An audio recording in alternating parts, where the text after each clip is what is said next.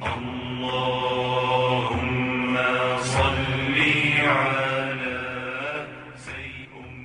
سامعین، اب ہم ذکر کر رہے ہیں نبوت و رسالت کی چھاؤں میں۔ غار ہرا کے اندر رسول اللہ صلی اللہ علیہ وسلم کی عمر شریف جب 40 برس سے قریب ہو چلی اور اس دوران آپ صلی اللہ علیہ وسلم کے اب تک کے تأملات نے قوم سے آپ صلی اللہ علیہ وسلم کا ذہنی اور فکری فاصلہ بہت وسیع کر دیا تھا، تو آپ صلی اللہ علیہ وسلم کو تنہائی محبوب ہو گئی۔ چنانچہ آپ صلی اللہ علیہ وسلم ستو اور پانی لے کر مکہ سے کوئی 2 میل دور کوہ ہرا کے ایک غار میں جا رہے تھے۔ یہ ایک مختصر سا غار ہے جس کا طول 4 گز اور عرض 2.25 گز ہے، اور نیچے کی جانب گہرا نہیں ہے، بلکہ ایک مختصر راستے کے بازو میں اوپر کی چٹانوں کے باہم ملنے سے ایک کوتل کی شکل اختیار کیے ہوئے ہیں۔ آپ صلی اللہ علیہ وسلم جب یہاں تشریف لے جاتے تو حضرت خدیجہ رضی اللہ عنہا بھی آپ صلی اللہ علیہ وسلم کے ہمراہ جاتی اور قریب ہی کسی جگہ موجود رہتی۔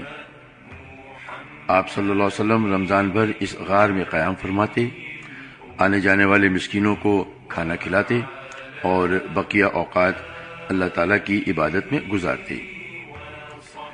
کائنات کے مشاہد اور اس کے پیچھے کار فرما قدرت نادرہ پر غور فرماتے۔ آپ صلی اللہ علیہ وسلم کو اپنی قوم کے لچر لوچ شرکی عقائد اور واہیات تصورات پر بالکل اطمینان نہ تھا، لیکن آپ صلی اللہ علیہ وسلم کے سامنے کوئی واضح راستہ، معین طریقہ اور افراد تفرید سے ہٹی ہوئی کوئی ایسی راہ نہ تھی جس پر آپ صلی اللہ علیہ وسلم اطمینان و انشراح قلب کے ساتھ رواں دواں ہو سکتے۔ نبی اکرم صلی اللہ علیہ وسلم کی یہ تنہائی پسندی بھی در حقیقت اللہ تعالیٰ کی تدبیر کا ایک حصہ تھی۔ اس طرح اللہ تعالیٰ نے آپ کو آنے والے کار عظیم کے لیے تیار کرنا تھا۔ در حقیقت جس روح کے لیے بھی یہ مقدر ہو کہ وہ انسانی زندگی کے حقائق پر اثر انداز ہو کر ان کا رخ بدل ڈالے، اس کے لیے ضروری ہے کہ زمین کے مشاغل، زندگی کے شور اور لوگوں کے چھوٹے چھوٹے ہم و غم کی دنیا سے کٹ کر کچھ عرصے کے لیے الگ تھلگ اور خلوت نشین رہے۔ ٹھیک اسی سنت کے مطابق جب اللہ تعالیٰ نے رسول اکرم صلی اللہ علیہ وسلم کو امانت کبریٰ کا بوجھ اٹھانے، روئے زمین کو بدلنے اور خطِ تاریخ کو موڑنے کے لیے تیار کرنا چاہا تو رسالت کی ذمہ داری عائد کرنے سے 3 سال پہلے آپ صلی اللہ علیہ وسلم کے لیے خلوت نشینی مقدر کر دی۔ آپ صلی اللہ علیہ وسلم اس خلوت میں 1 ماہ تک کائنات کی آزاد روح کے ساتھ ہم سفر رہتے اور اس وجود کے پیچھے چھپے ہوئے غیب کے اندر تدبر فرماتے، تاکہ جب اللہ تعالیٰ کا اذن ہو تو اس غیب کے ساتھ تعامل کیے مستعد رہیں۔ ذکر ہو رہا ہے جبریل وحی لاتے ہیں۔ جب آپ صلی اللہ علیہ وسلم کی عمر 40 برس ہو گئی اور یہی سن کمال ہے، اور کہا جاتا ہے کہ یہی پیغمبروں کی بعثت کی عمر ہے، تو زندگی کے افق کے پار سے آثار نبوت چمکنا اور جگمگانا شروع ہوئے۔ یہ آثار خواب تھے۔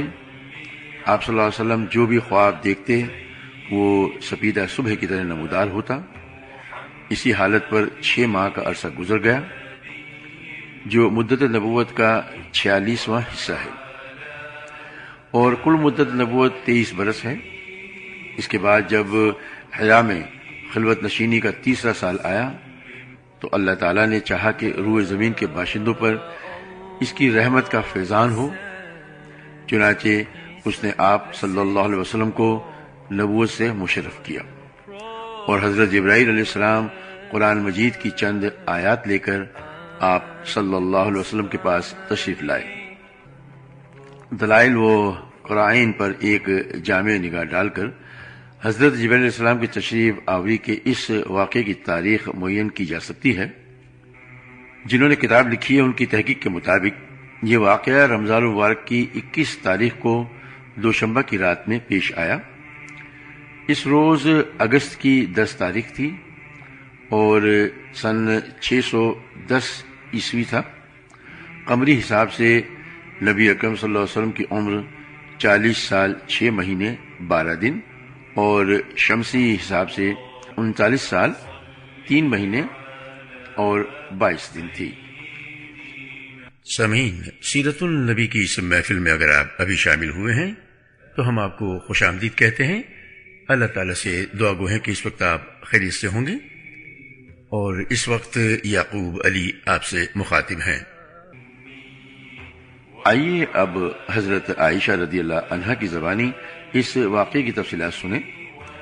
یہ انوار لاہوت کا ایک ایسا شعلہ تھا جس سے کفر و ضلالت کی تاریکیاں چھٹی چلی گئیں، یہاں تک کہ زندگی کی رفتار بدل گئی اور تاریخ کا رخ پلٹ گیا۔ حضرت عائشہ رضی اللہ عنہا فرماتی ہیں، رسول اللہ صلی اللہ علیہ وسلم پر وحی کی ابتدا نیند میں اچھے خواب سے ہوئی۔ آپ جو بھی خواب دیکھتے تھے وہ سپیدہ صبح کی طرح نمودار ہوتا تھا۔ پھر آپ کو تنہائی محبوب ہو گئی، چنانچہ آپ غار حرا میں خلوت اختیار فرماتے اور کئی رات گھر تشریف لائے بغیر مصروف عبادت رہتے۔ اس کے لیے آپ توشہ لے جاتے، پھر توشہ ختم ہونے پر حضرت خدیجہ رضی اللہ عنہا کے پاس واپس آتے اور تقریباً اتنے ہی دنوں کے لیے پھر توشہ لے جاتے، یہاں تک کہ آپ کے پاس حق آیا اور آپ صلی اللہ علیہ وسلم غار حرا میں تھے، یعنی آپ کے پاس فرشتہ آیا اور اس نے کہا پڑھو۔ آپ نے فرمایا میں پڑھا ہوا نہیں ہوں۔ آپ فرماتے ہیں کہ اس پر اس نے مجھے پکڑ کر اس زور سے دبایا کہ میری قوت نچوڑ دی، پھر چھوڑ کر کہا پڑھو۔ میں نے کہا میں پڑھا ہوا نہیں ہوں۔ اس نے دوبارہ پکڑ کر دبوچا، پھر چھوڑ کر کہا پڑھو۔ میں نے کہا میں پڑھا ہوا نہیں ہوں۔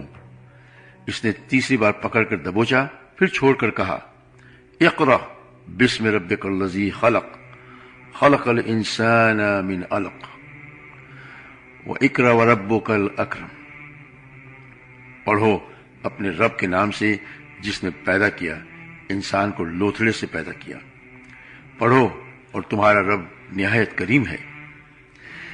ان آیات کے ساتھ رسول اللہ صلی اللہ علیہ وسلم پلٹے، آپ کا دل دھک دھک کر رہا تھا۔ حضرت خدیجہ بنت خویلد کے پاس تشریف لائے اور فرمایا مجھے چادر اوڑھا دو، مجھے چادر اوڑھا دو۔ انہوں نے آپ صلی اللہ علیہ وسلم کو چادر اوڑھا دی، یہاں تک کہ خوف جاتا رہا۔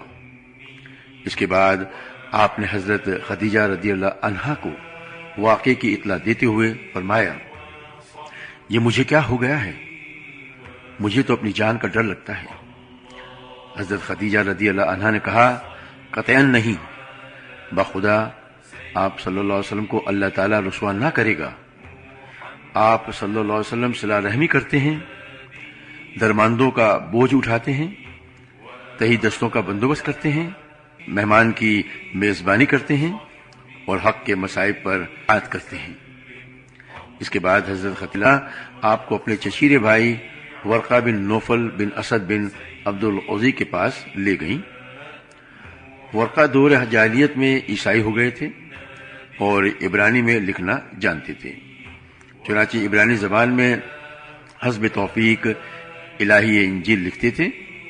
اس وقت بہت بوڑھے اور نابینا ہو چکے تھے۔ ان سے حضرت خدیجہ نے کہا بھائی جان آپ اپنے بھتیجے کی بات سنیں۔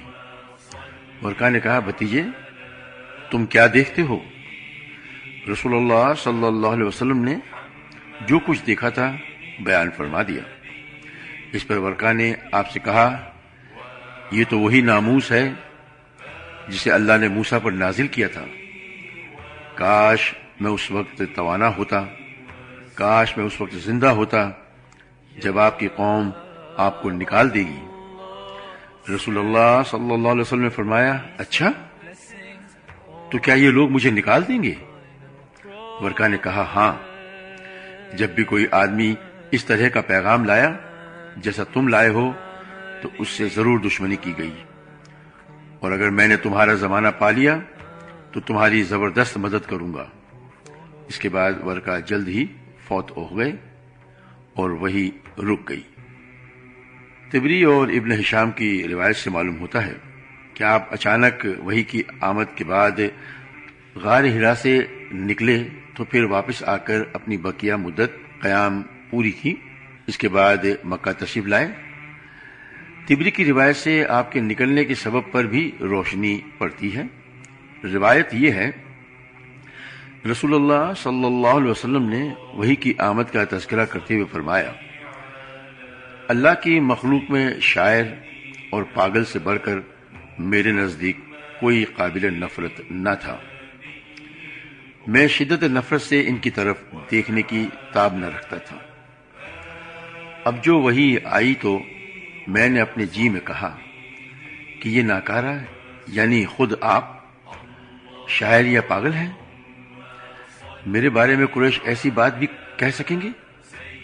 میں پہاڑ کی چوٹی پر جا رہا ہوں، وہاں سے اپنے آپ کو نیچے لڑکا دوں گا اور اپنا خاتمہ کر لوں گا اور ہمیشہ کے لیے راحت پا جاؤں گا۔ آپ صلی اللہ علیہ وسلم فرماتے ہیں کہ میں یہی سوچ کر نکلا، جب بیچ پہاڑ پر پہنچا تو آسمان سے ایک آواز آئی، اے محمد، تم اللہ کے رسول ہو اور میں جبریل ہوں۔ آپ کہتے ہیں کہ میں نے آسمان کی طرف اپنا سر اٹھایا، دیکھا تو جبریل ایک آدمی کی شکل میں افق کے اندر پاؤں جمائے کھڑے ہیں اور کہہ رہے ہیں، اے محمد صلی اللہ علیہ وسلم، تم اللہ کے رسول ہو اور میں جبریل ہوں۔ آپ فرماتے ہیں کہ میں وہیں ٹھہر کر جبریل کو دیکھنے لگا اور اس شغل نے مجھے میرے ارادے سے غافل کر دیا۔ اب میں نہ آگے جا رہا تھا نہ پیچھے، البتہ اپنا چہرہ آسمان کے افق پر گھما رہا تھا، اور اس کے جس گوشے پر بھی میری نظر پڑتی تھی جبریل اس طرح دکھائی دیتے تھے۔ میں مسلسل کھڑا رہا، نہ آگے بڑھ رہا تھا نہ پیچھے، یہاں تک کہ خدیجہ نے میری تلاش میں اپنے قاصد بھیجے اور وہ مکے تک جا کر پلٹ آئے، لیکن میں اپنی جگہ کھڑا رہا۔ پھر جبریل چلے گئے اور میں بھی اپنے اہل خانہ کی طرف پلٹ آیا اور خدیجہ رضی اللہ عنہا کے پاس پہنچ کر ان کی ران کے پاس انہی پر ٹیک لگا کر بیٹھ گیا۔ انہوں نے کہا، ابو القاسم، آپ کہاں تھے؟ بخدا میں نے آپ کی تلاش میں آدمی بھیجے اور وہ مکہ تک جا کر واپس آ گئے۔ اس کے جواب میں میں نے جو کچھ دیکھا تھا انہیں بتا دیا۔ انہوں نے کہا، چچا کے بیٹے، آپ خوش ہو جائیے اور آپ ثابت قدم رہیے۔ اس ذات کی قسم جس کے قبضے میں میری جان ہے، میں امید کرتی ہوں کہ آپ اس امت کے نبی ہوں گے۔ اس کے بعد وہ ورقہ بن نوفل کے پاس سے گئیں اور انہیں ماجرا سنایا۔ انہوں نے کہا، قدوس و قدوس اس ذات کی قسم جس کے ہاتھ میں میری جان ہے، ان کے پاس وہی ناموس اکبر آیا ہے جو موسیٰ علیہ السلام کے پاس آیا کرتا تھا۔ یہ اس امت کے نبی ہیں، ان سے کہو ثابت قدم رہیں۔ اس کے بعد حضرت خدیجہ نے واپس آ کر آپ کو ورقہ کی بات بتائی۔ پھر جب رسول اللہ صلی اللہ علیہ وسلم نے حرا میں اپنا قیام پورا کر لیا اور مکہ تشریف لائے تو آپ سے ورقہ نے ملاقات کی اور آپ کی زبانی تفصیلات سن کر کہا، اس ذات کی قسم جس کے ہاتھ میں میری جان ہے، آپ اس امت کے نبی ہیں، آپ کے پاس وہی ناموس اکبر آیا ہے جو موسیٰ کے پاس آیا تھا۔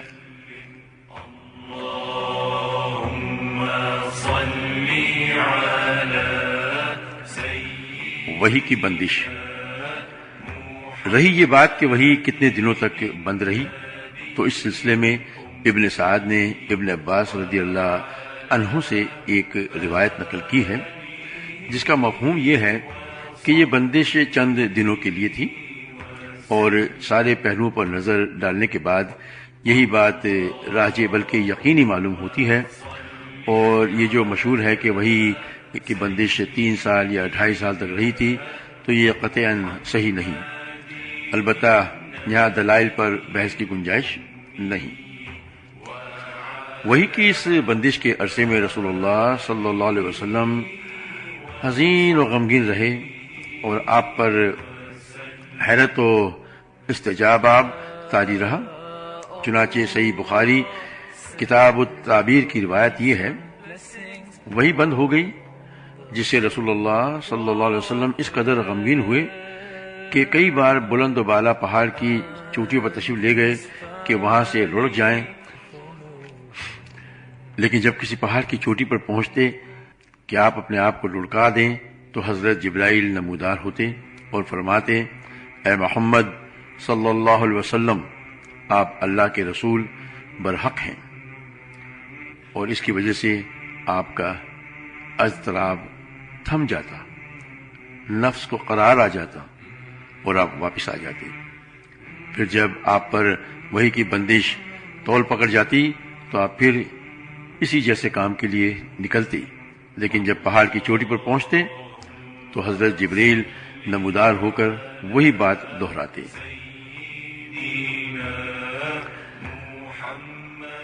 ذکر ہو رہا ہے جبرائیل دوبارہ وحی لاتے ہیں۔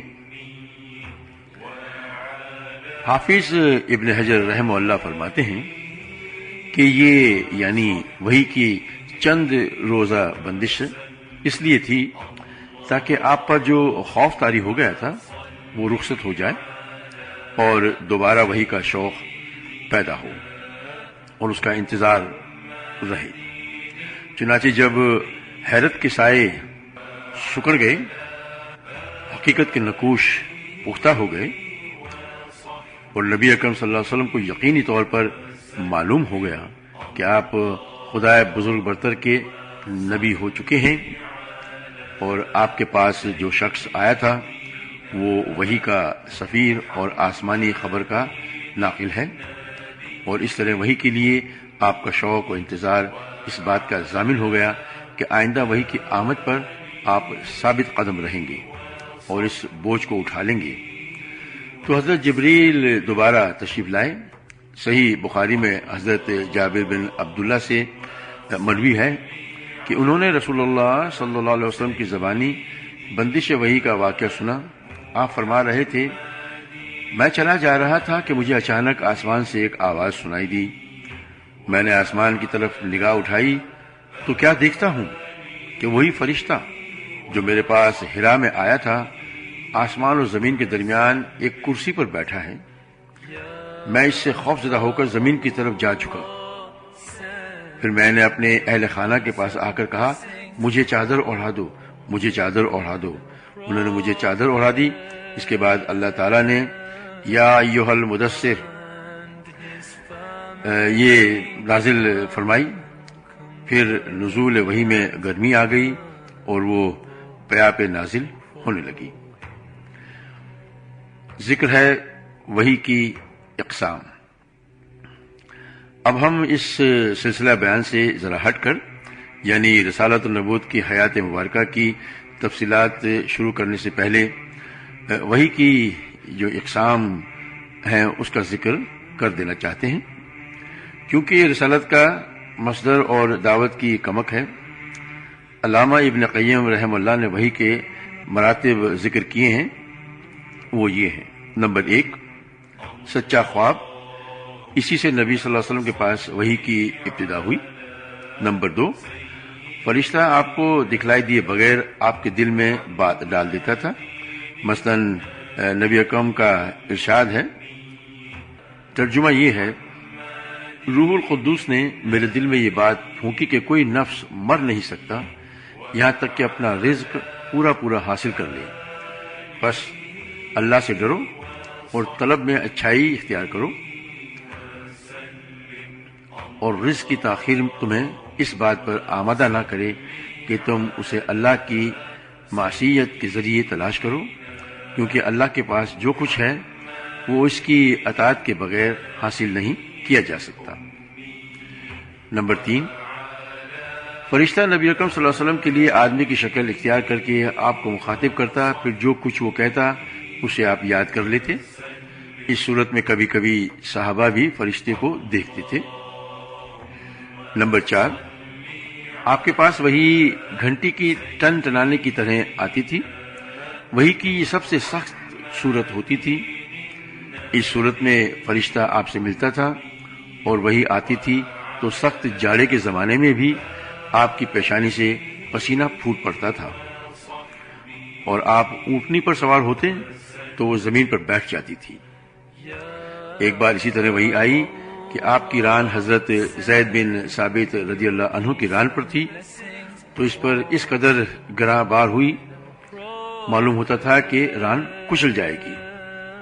نمبر 5، آپ فرشتے کو اس کی اصلی اور پیدائشی شکل میں دیکھتے تھے، اور اسی حالت میں وہ اللہ تعالیٰ کی حسب مشیت آپ کی طرف وحی کرتا تھا.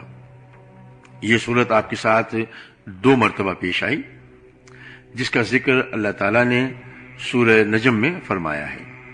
نمبر 6، وہ وحی جو آپ پر معراج کی رات نماز کی فردیت وغیرہ کے سلسلے میں اللہ تعالیٰ نے اس وقت فرمائی جب آپ آسمانوں کے اوپر تھے.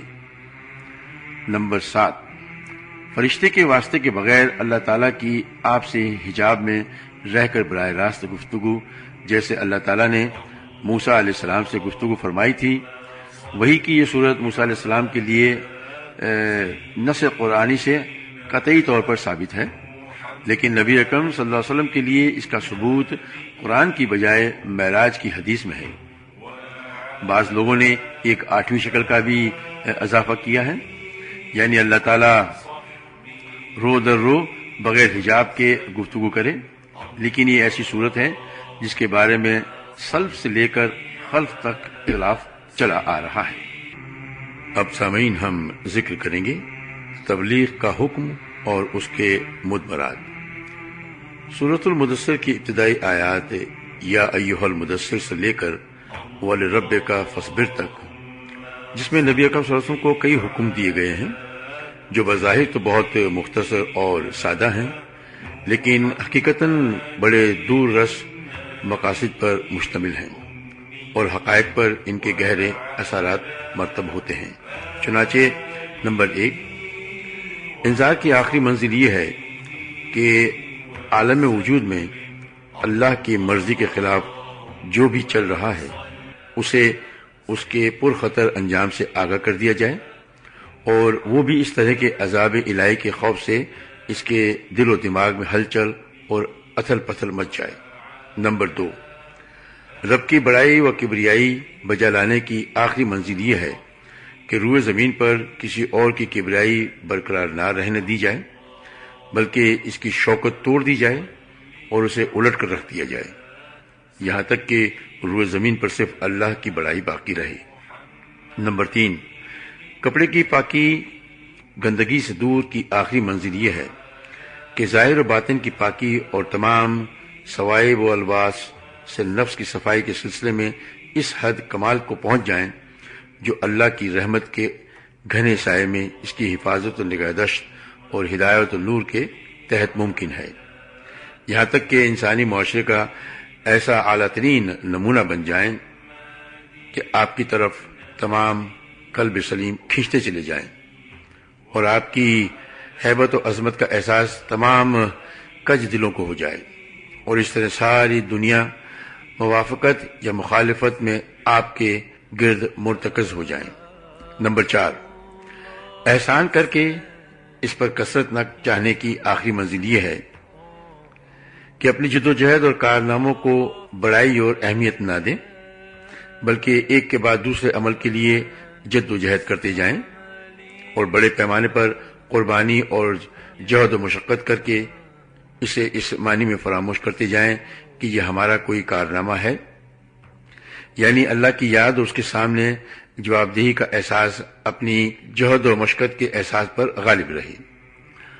آخری آیت میں اشارہ ہے کہ اللہ کی طرف دعوت کا کام شروع کرنے کے بعد معاندین کی جانب سے مخالف استہزاء، ہنسی اور ٹھٹھے کی شکلوں میں اظہار ثانی سے لے کر آپ کو، آپ کے ساتھیوں کو قتل کرنے اور آپ کے گرد جمع ہونے والے اہل ایمان کو نیست و نابود کرنے تک کی بھرپور کوشش ہوں گی، اور آپ کو ان سب سے سابقہ پیش آئے گا.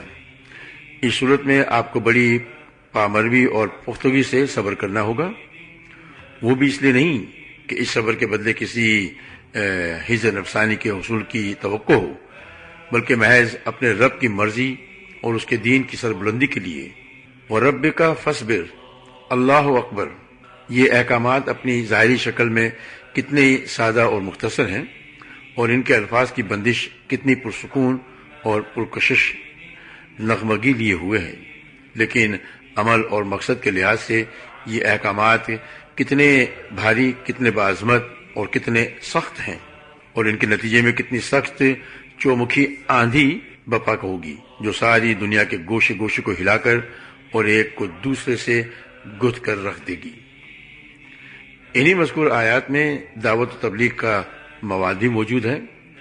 انذار کا مطلب ہی یہی ہے کہ بنی آدم کے کچھ اعمال ایسے ہیں جن کا انجام برا ہے، اور یہ سب کو معلوم ہے کہ اس دنیا میں لوگوں کو نہ تو اس کے سارے اعمال کا بدلہ دیا جاتا ہے اور نہ دیا جا سکتا ہے۔ اس لیے انذار کا ایک تقاضا یہ بھی ہے کہ دنیا کے دنوں کے علاوہ ایک دن ایسا بھی ہونا چاہیے جس میں ہر عمل کا پورا پورا اور ٹھیک ٹھیک بدلہ دیا جا سکے۔ یہی قیامت کا دن، جزا کا دن اور بدلے کا دن ہے۔ پھر اس دن بدلہ دیے جانے کا لازمی تقاضا ہے کہ ہم دنیا میں جو زندگی گزار رہے ہیں اس کے علاوہ بھی ایک زندگی ہو۔ بقیہ آیات میں بندوں سے یہ مطالبہ کیا گیا ہے کہ وہ توحید خالص اختیار کریں، اپنے سارے معاملات اللہ کو سونپ دیں اور اللہ کی مرضی پر نفس کی خواہش اور لوگوں کی مرضی کو ترجیح دیں۔ اس طرح دعوت و تبلیغ کے مواد کا خلاصہ یہ ہوا۔ نمبر 1 الف یعنی توحید، نمبر 2 یعنی یوم آخرت پر ایمان، نمبر 3 تزکیہ نفس کا اہتمام یعنی انجام بد تک لے جانے والے گندے اور فحش کاموں سے پرہیز اور فضائل و کمالات و اعمال خیر پر کار بند ہونے کی کوشش، نمبر 5 اپنے سارے معاملات کو اللہ کی حوالگی و سپردگی۔ پھر اس سلسلے کی آخری کڑی یہ ہے کہ یہ سب کچھ نبی اکرم صلی اللہ علیہ وسلم کی رسالت پر ایمان لا کر آپ کی باعظمت قیادت اور رشد و ہدایت سے لبریز فرمودات کی روشنی میں انجام دیا جائے۔ پھر آیات کا مطلع اللہ بزرگ و برتر کی آواز میں ایک آسمانی ندا پر مشتمل ہے، جس میں نبی اکرم صلی اللہ علیہ وسلم کو اس عظیم و جلیل کام کے لیے اٹھنے اور نیند کی چادر پوشی اور بستر کی گرمی سے نکل کر جہاد و کفاح اور سعی و مشقت کے میدان میں آنے کے لیے کہا گیا ہے۔ یا ایھا المدثر قم فانذر، اے چادر پوش اٹھ اور ڈرا۔ گویا یہ کہا جا رہا ہے کہ جسے اپنے لیے جینا ہے وہ تو راحت کی زندگی گزار سکتا ہے، لیکن آپ صلی اللہ علیہ وسلم جو اس زبردست بوجھ کو اٹھا رہے ہیں تو آپ کو نیند سے کیا تعلق، آپ کو راحت سے کیا سروکار، آپ کو گرم بستر سے کیا مطلب، یہ سکون زندگی سے کیا نسبت، راحت بخش ساز و سامان سے کیا واسطہ۔ آپ اٹھ جائیے اس کار عظیم کے لیے جو آپ کا منتظر ہے، اس بار گناہ کے لیے جو آپ کی خاطر تیار ہے۔ اٹھ جائیے جہد و مشقت کے لیے، تکان و محنت کے لیے۔ اٹھ جائیے کہ اب نیند اور راحت کا وقت گزر چکا، اب آج سے پہم بیداری ہے اور طویل و پر مشقت جہاد ہے۔ اٹھ جائیے اور اس کام کے لیے مستعد اور تیار ہو جائیے۔ یہ بڑا عظیم اور پرہیبت کلمہ ہے۔ اس نے نبی اکرم صلی اللہ علیہ وسلم کو پرسکون گھر، گرم آغوش اور نرم بستر سے کھینچ کر تند طوفان اور تیز جھکڑوں کے درمیان اتھاہ سمندر میں پھینک دیا اور لوگوں کے ضمیر اور زندگی کے حقائق کی کشاکش کے درمیان لا کھڑا کیا۔ پھر رسول اللہ صلی اللہ علیہ وسلم اٹھ گئے اور 20 سال سے زیادہ عرصے تک اٹھے رہے، رات و سکون تج دیا۔ زندگی اپنے لیے اور اہل و عیال کے لیے نہ رہی، آپ اٹھے تو اٹھتے ہی رہے۔ کام اللہ کی طرف دعوت دینا تھا، آپ نے یہ کمر توڑ بار گناہ اپنے شانے پر کسی دباؤ کے بغیر اٹھا لیا۔ یہ بوجھ تھا اس روئے زمین پر امانت کبریٰ کا بوجھ، ساری انسانیت کا بوجھ، سارے عقیدے کا بوجھ اور مختلف میدانوں میں جہاد و دفاع کا بوجھ آپ نے 20 سال سے زیادہ عرصے تک پہم اور ہمگیر معرکہ آرائی میں زندگی بسر کی، اور اس پورے عرصے میں یعنی جب سے آپ صلی اللہ علیہ وسلم نے وہ آسمانی ندائے جلیل سنی اور یہ گراں باز ذمہ داری پائی، آپ کو کوئی ایک حالت کسی دوسری حالت سے غافل نہ کر سکی۔ اللہ آپ کو ہماری طرف سے اور ساری انسانیت کی طرف سے بہترین جزا دے۔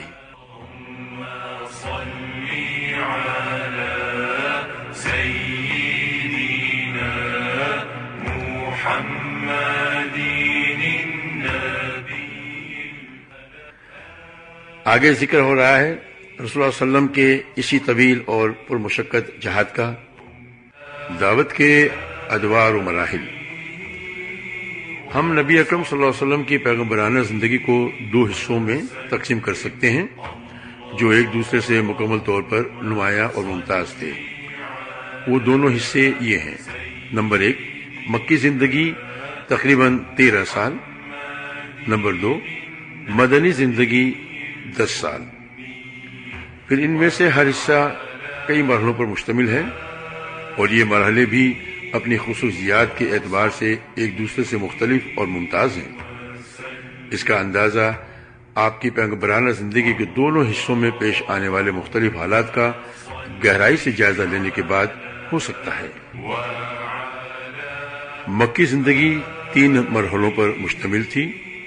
نمبر 1 پس پردہ دعوت کا مرحلہ 3 برس، نمبر 2 اہل مکہ میں کھلم کھلا دعوت تبلیغ کا مرحلہ 4 سال نبوت کے آغاز سے 10ویں سال کے آخر تک، نمبر 3 مکہ کے باہر اسلام کی دعوت کی مقبولیت اور پھیلاؤ کا مرحلہ 10ویں سال نبوت کے آخر سے ہجرت مدینہ تک۔ مدنی زندگی کے مراحل کی تفصیل آگے آ رہی ہے۔ کاوش تبلیغ، خفیہ دعوت کے 3 سال۔ یہ معلوم ہے کہ مکہ دین عرب کا مرکز تھا، یہاں کعبے کے پاسباں بھی تھے اور ان بتوں کے نگہبان بھی جنہیں پورا عرب تقدیس کی نظر سے دیکھتا تھا۔ اس لیے کسی دور افتادہ مقام کی بنسبت مکہ میں مقصد اصلاح تک رسائی ذرا زیادہ دشوار تھی۔ یہاں ایسی عظیمت درکار تھی جسے مصائب و مشکلات کے جھٹکے اپنی جگہ سے نہ ہلا سکیں۔ اس کیفیت کے پیش نظر حکمت کا تقاضا تھا کہ پہلے پہل دعوت و تبلیغ کا کام پس پردہ انجام دیا جائے تاکہ اہل مکہ کے سامنے اچانک ایک ہیجان خیز صورتحال نہ آ جائے۔ یہ بالکل فطری بات تھی کہ رسول اللہ صلی اللہ علیہ وسلم سب سے پہلے ان لوگوں پر اسلام پیش کرتے جن سے آپ کا سب سے گہرا ربط و تعلق تھا، یعنی اپنے گھر کے لوگوں اور دوستوں پر۔ چنانچہ آپ نے سب سے پہلے انہی کو دعوت دی۔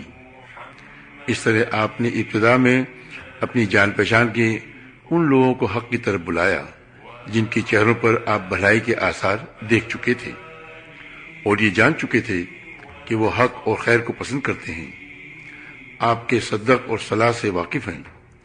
پھر آپ نے جنہیں اسلام کی دعوت دی ان میں سے ایک ایسی جماعت نے جسے کبھی بھی رسول اللہ صلی اللہ علیہ وسلم کی عظمت، جلالت نفس اور سچائی پر شبہ نہ گزرا تھا، آپ کی دعوت قبول کر لی۔ یہ اسلامی تاریخ میں سابقین اولین کی وصف سے مشہور ہیں۔ ان میں سر فہرست آپ کی بیوی ام المومنین حضرت خدیجہ رضی اللہ عنہا، آپ کے آزاد کردہ غلام حضرت زید بن حارثہ بن شرجیل کلبی، آپ کے چچیرے بھائی حضرت علی بن ابی طالب جو ابھی آپ کی زیر کفالت بچے تھے، اور آپ کے یار غار حضرت ابوبکر صدیق رضی اللہ عنہما اجمعین ہیں۔ یہ سب کے سب پہلے ہی دن مسلمان ہو گئے تھے۔ اس کے بعد ابوبکر رضی اللہ عنہ اسلام کی تبلیغ میں سرگرم ہو گئے۔ وہ بڑے ہر دل عزیز نرم خو، پسندیدہ و خصال کے حامل با اخلاق اور دریا دل تھے۔ ان کے پاس ان کی مروت، دور اندیشی، تجارت اور حسن صحبت کی وجہ سے لوگوں کی آمد و رفت لگی رہتی تھی۔ چنانچہ انہوں نے اپنے پاس آنے جانے والوں اور اٹھنے بیٹھنے والوں میں ہی جس کو قابل اعتماد پایا اسے اب اسلام کی دعوت دینی شروع کر دی۔ ان کی کوشش سے حضرت عثمان رضی اللہ عنہ، زبیر، حضرت عبد الرحمن بن عوف، حضرت سعد بن ابی وقاص اور حضرت طلحہ بن عبید اللہ مسلمان ہوئے۔ یہ بزرگ اسلام کا ہر اول دستہ تھے۔ شروع میں جو لوگ اسلام لائے انہی میں حضرت بلال حبشی بھی ہیں۔ ان کے بعد امین امت حضرت ابو عبیدہ، عامر بن جراح، ابو سلمہ بن عبد الاسد، ارقم بن ابی ارقام، عثمان بن مظعون اور ان کے دونوں بھائی قدامہ اور عبداللہ، اور عبیدہ بن حارث بن مطلب بن عبد مناف، سعید بن زید اور ان کی بیوی یعنی حضرت عمر کی بہن فاطمہ بنت خطاب، اور خباب بن ارت، عبداللہ بن مسعود اور دوسرے کئی افراد مسلمان ہوئے۔ یہ لوگ مجموعی طور پر قریش کی تمام شاخوں سے تعلق رکھتے تھے۔ ابن ہشام کی ان کی تعداد 40 سے زیادہ بتائی ہے، لیکن ان میں سے بعض کو سابقین اولین میں شمار کرنا محل نظر ہے۔ ابن اسحاق کا بیان ہے کہ ان کے بعد مرد اور عورتیں اسلام میں جماعت در جماعت داخل ہوئے، یہاں تک کہ مکہ میں اسلام کا ذکر پھیل گیا اور لوگوں میں اس کا چرچا ہو گیا۔ یہ لوگ چھپ چھپا کر مسلمان ہوئے تھے اور رسول اللہ صلی اللہ علیہ وسلم بھی چھپ چھپا کر ہی ان کی رہنمائی اور دینی تعلیم کے لیے ان کے ساتھ جمع ہوتے تھے۔ کیونکہ تبلیغ کا کام ابھی تک انفرادی طور پر پس پردہ چل رہا تھا، ادھر سورہ مدثر کی ابتدائی آیات کے بعد وحی کی آمد پورے تسلسل سے گرم رفتاری کے ساتھ جاری رہی تھی۔ اس دور میں چھوٹی چھوٹی آیتیں نازل ہوئی رہی تھیں۔ ان آیتوں کا خاتمہ یکساں قسم کے بڑے پرکشش الفاظ پر ہوتا تھا اور ان میں بڑی سکون بخش اور جذب قلب نغمگی ہوتی تھی جو اس پر سکون اور رقت آمیز فضا کے عین مطابق ہوتی تھی۔ پھر ان آیتوں میں تزکیہ نفس کی خوبیاں اور آلائش دنیا میں لت پت ہونے کی برائیاں بیان کی جاتی تھیں اور جنت و جہنم کا نقشہ اس طرح کھینچا جاتا تھا کہ گویا وہ آنکھوں کے سامنے ہیں۔ یہ آیتیں اہل ایمان کو اس وقت کے انسانی معاشرے سے بالکل الگ ایک دوسری ہی فضا کی سیر کراتی تھیں۔ نماز ابتداً جو کچھ نازل ہوا اسی میں نماز کا حکم بھی تھا۔ مقاتل بن سلیمان کہتے ہیں کہ اللہ تعالیٰ نے ابتداء اسلام میں 2 رکعت صبح اور 2 رکعت شام کی نماز فرض کی، کیونکہ اللہ تعالیٰ کا ارشاد ہے صبح اور شام اپنے رب کی حمد کے ساتھ اس کی تسبیح کرو۔ ابن حجر کہتے ہیں کہ نبی اکرم صلی اللہ علیہ وسلم اور اسی طرح آپ کے صحابہ اکرام واقعہ معراج سے پہلے قطعی طور پر نماز پڑھتے تھے۔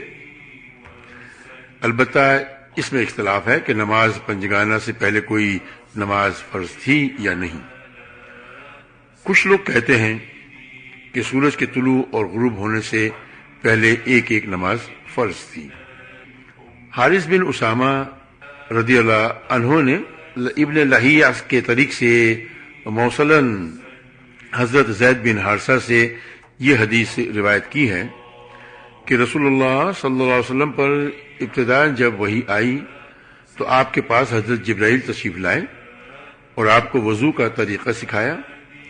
جب وضو سے فارغ ہوئے تو ایک چلو پانی لے کر شرمگاہ پر چھینٹا مارا۔ ابن ماجہ نے بھی اسی مفہوم کی حدیث روایت کی ہے۔ براء بن عازب اور ابن عباس سے بھی اسی طرح کی حدیث مروی ہے۔ ابن عباس رضی اللہ عنہ کی حدیث میں یہ بھی مذکور ہے کہ یہ نماز اولین فرائض میں سے تھی۔ ابن ہشام کا بیان ہے کہ نبی اکرم صلی اللہ علیہ وسلم اور صحابہ اکرام نماز کے وقت گھاٹیوں میں چلے جاتے اور اپنی قوم سے چھپ کر نماز پڑھتے تھے۔ ایک بار ابو طالب نے نبی اکرم صلی اللہ علیہ وسلم اور حضرت علی کو نماز پڑھتے دیکھ لیا، پوچھا اور حقیقت معلوم ہوئی تو کہا کہ اس پر برقرار ہیں۔ قریش کو اجمالی خبر۔ مختلف واقعات سے ظاہر ہے کہ اس مرحلے میں تبلیغ کا کام اگرچہ انفرادی طور پر چھپ چھپا کر کیا جا رہا تھا، لیکن قریش کو اس کی سن گن لگ چکی تھی، البتہ انہوں نے اسے قابل توجہ نہ سمجھا۔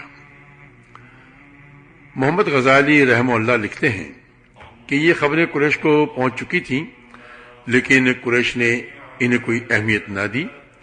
غالباً انہوں نے محمد صلی اللہ علیہ وسلم کو بھی اس طرح کا کوئی دینی آدمی سمجھا جو الویت اور حقوق الویت کے موضوع پر گفتگو کرتے ہیں، جیسا کہ امیہ بن ابی صلحت اور قس بن سعید اور زید بن عمر بن نفیل وغیرہ نے کیا تھا۔ البتہ قریش نے آپ کی خبر کے پھیلاؤ اور اثر کے بڑھاؤ سے کچھ اندیشے ضرور محسوس کیے تھے، اور ان کی نگاہیں رفتار زمانہ کے ساتھ آپ کے انجام اور آپ کی تبلیغ پر رہنے لگی تھی۔ 3 سال تک تبلیغ کا کام خفیہ اور انفرادی رہا، اور اس دوران اہل ایمان کی ایک جماعت تیار ہو گئی جو اخوت اور تعاون پر قائم تھی اور اللہ کا پیغام پہنچا رہی تھی، اور اس پیغام کو اس کا مقام دلانے کے لیے کوشاں تھی۔